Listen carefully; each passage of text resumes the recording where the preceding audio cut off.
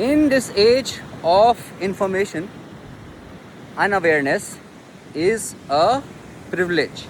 It is an entitlement which not only keeps you limited but also makes you a menace to the society.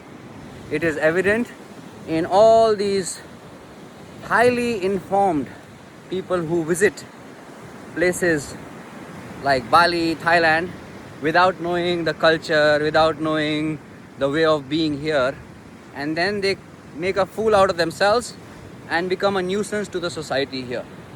So just remember that in the age of information, AI, and so much more going on, your unawareness is a privilege and an entitlement. You are so stuffed with comfort zones and comforts and luxuries far beyond your generations of the past that to not know how to adapt to different setups, to be educated about different people, is a choice that you make knowingly, not unknowingly, because most of it is known. So when people are traveling and they act as if they don't know what's going on with them, they don't know what rules and culture are, they don't know what the language and norms of the place are, and they act as per their own limited perceptions, then it's their fault. It's their lack of interest, because information is always available. And keeping that in mind, I would like to today point out that there are, in the modern world, people who are unaware, very small group though now, because most people are educated and within the periphery of internet. The second is the people who know but cannot do.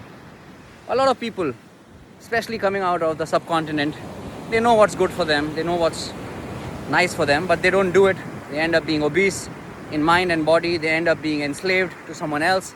Even in the West, a lot of people know what's good for them in terms of being mentally more flexible, emotionally more relaxed and calm, spiritually more open, but they don't do it.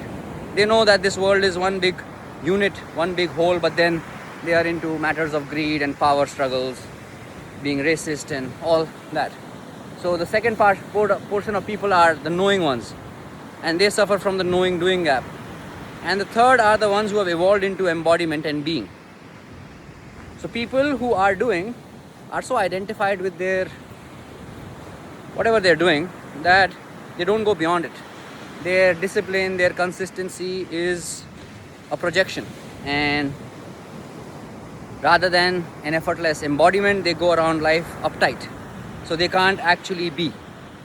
So if you can just take your mind to these three stages, from unawareness to knowing, from knowing to doing, and from doing to being, you will not only resolve all your issues, you will also become a vessel for the being of this universe to reside in you and to make you a vessel for its expression through your specific talents. So let go of your privileges and entitlements and get into knowing, then start doing what you know, and eventually make that doing effortless.